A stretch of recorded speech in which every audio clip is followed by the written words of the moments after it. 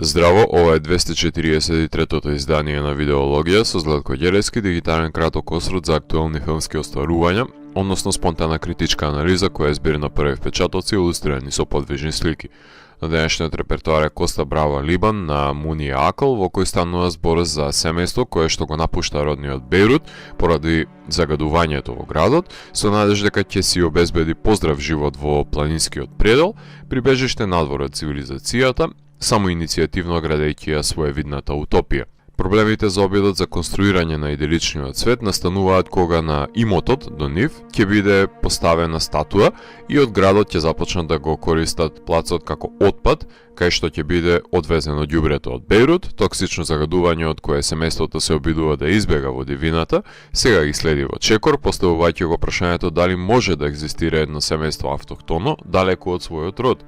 Родителите кои одлучуваат да го напуштат Бејрут во надеж дека ќе започнат поздрав живот се Сораја, која ја глуми прекрасната Надин Лебаки, режисерката на одличниот Капернаум, и Салех Бакри, кој глуми нејзиниот сопруг Валид. Со нив се запознаваме штом се населени во куќата во планината, што значи дека немаме пристап до нивното минато, ниту преку флешбек, туку винјети од нивниот живот пред доаѓањето на свет на нивните деца дознаваме во вербализирана форма преку фотографии, односно налик преданија за одминат живот во градот, во кој Сораја била позната пејачка, која што нејзиниот гнев, порив и анксиозност ги канализирала со нејзиниот култен рок-н-рол бенд, но за Валид не дознаваме многу податоци, освен дека учествувал исто така во протестите против режимот во Либан. Сораја, која била јавна личност, своевремено со музичка кариера,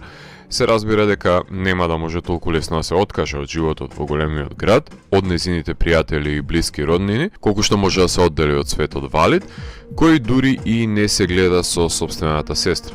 Тука имаме два лика со различен темперамент, спротивности помеѓу екстроверт и интроверт, па во сцените кога ѓубрето со сеството ќе ги притисне во домот да седат со гас маски, неизбежно е да исплива на површина нејзиниот револт од ситуацијата во која се наоѓа Сораја,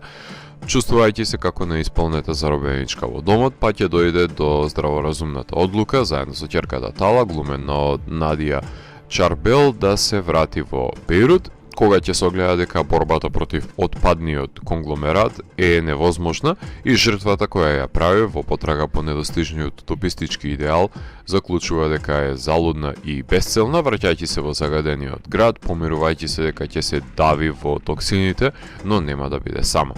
Ќерката Тали има нецели 18 години, што значи дека сите coming of age елементи на филмот возат во полна пареа. Нејзиното тело поминува низ преобразба, симпатизира еден од работниците преку ограда, изразува желба да оди во училиште и да се социализира, наместо да учи дома, така што и таа го дели светогледот на нејзината мајка за бегство од планината, која го вкусила Бејрут со својата убавина и грдотија, но Тала е желна да ги стекне тие искуства кои ги нуди далеку од совршениот град. Татина ќерка е 9-годишната Рим, глумена од Сеана Рестом, која што останува со таткото и ужива во природа, но за неа е непоимливо да израсне оддалечена од незината мајка, така што идеалот за живење во преградка на збуците на природата останува неисполнет, за кој верувам дека само таткото тажи. Папата која сака 25 сантиметарски работи е впечатливо комично освежување во семејната динамика, која согледала дека животот не смее да се свати премногу сериозно.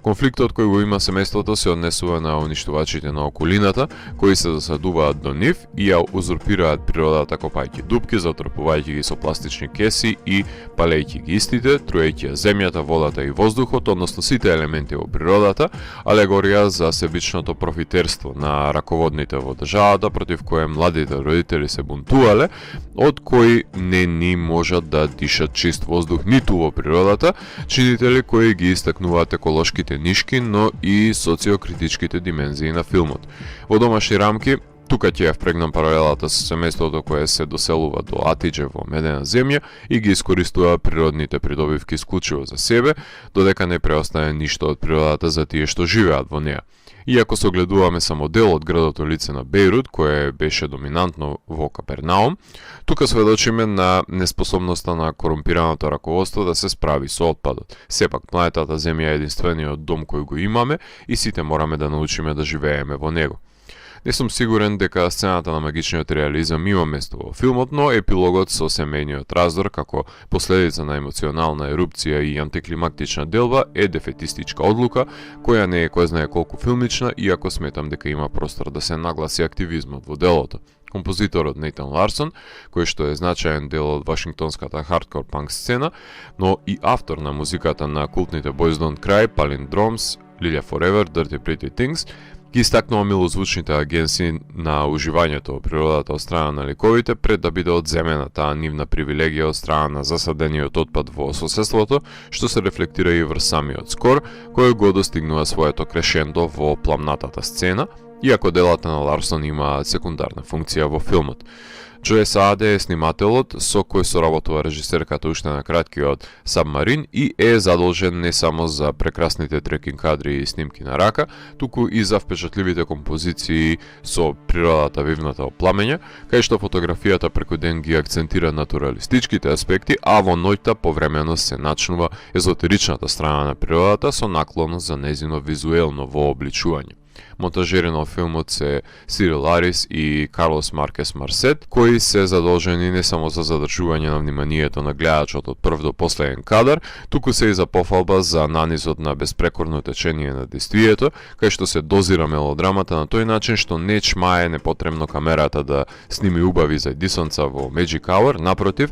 сечени се доволни, јасни и концизни сцени, од кои секоја го движи филмот напред, докажувајќи дека за 100 минути тоа како може да се прераскаже целесообразно дело. За режисерката Мунија, градот Бејрут е инспирација уште во првиот нејзин краток филм Beirut I Love You, I Love You Not, снимајќи ја и серијата во раните 2010 Beirut I Love You, односно градејќи филмска алузија за градот како што го гледа и како што сака да го погледне во иднина. На филмските фестивали се брои со помошта краткометражниот калуѓерски филм Кристин и краткиот за перформанс артистката Ева во 2014 година, додека на Канскиот фестивал беше селектирана со краткиот Сабмарин, кој исто така беше предводен од силен женски лик, кој беше ситуиран во Бејрутската криза со отпадоците, која одбива да се евакуира од незиниот дом, налик таткото од новиот филм. Од 2017 година учествуваше со својот краток филм во омнибусот Lebanon Factory на Directors Fortnight,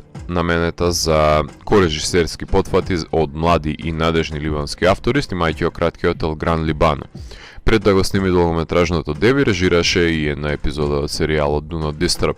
Таа е во постојана спрега помеѓу работењето во западниот и источниот свет, кај што го има стекнато образованието на Универзитетот Колумбија, неретко се појавува и пред камера, но најчесто твори за тоа што најдобро го знае, семејните мелодрами во спрега со политичките алегории и идеологии, во кои преку заедницата се отсликува општеството во известна смисла, засадени насреде комплексниот и дисфункционален Бејрут, борејќи се со секоја неправда и репресија, филм по филм. Иако не знам колку во Коста Брава Либан ќе се покрене размислување за алтернативни солуции за отстранување на ѓубриштето по скандалот во Ливан со отпадот, се сомневам дека ќе се дебатира со ладна глава, но единствената надеж е дека луѓето кои протестираат ќе го привлечат вниманието на странската јавност која ќе ја притисне власта да се вразуми. Можеби не е доволно детално исцртан патриархалниот лик, колку што внимание е посветено на неговата сопруга и убаво би било да знаеме каков бил и неговиот живот пред да го напушти градот, но режисерката е позната по тоа што акцентот го става врз женските ликови, што е одлична особеност, но тоа не значи дека треба да се занемарат предложките за секундарните машки ликови. Не знам колку се слободни ликовите кои избегале од токсичниот град или се заробеници на пасторалниот предел со оглед на тоа што човекот одамна ја има раскинато својата нишка со природата, која го десоциализира и изолира. Попрагматични се тие што останале во Бејрут или избегале. Филмот имаше својата премиера во Венеција, а потоа беше прикажан и во Торонто, кај што се здоби со наградата Netpac, а беше награден и на BFI Лондон од публиката, правејќи обемна светска турнеја на Чикаго, Женева, Хонг Конг, Солун, EFI, Стокхолм, Сиетл, Севилја, Тајпеј, Мелбурн, пред кино Лорбер во соработка со MK2 да го дистрибуира филмот. Семејна мелодрама за родителите кои ќе се обидат да избегаат од загаденоста на градот, но ќе се гледаат дека каде и да одат, Бејрут ќе најде начин да ги престигне со својата токсичност и обелодени решетките од затворите кои што фигурираат и во самосоздадените рустикални утопии во природата. Можеби ликовите се откажале од претходните животи, но претходните животи не се имаат откажано од нив. Ако морам да го евалуирам, тогаш Коста Брава Либан од мене има 4 од 5. Доколку ви се допадна 243-тото издание на дигиталната архива Видеологија, лајкувајте го видеото, споделете го и следете го каналот. Последете и поснатите рецензии на виртуелната полица. Ви благодарам за заниманието. Поздрав!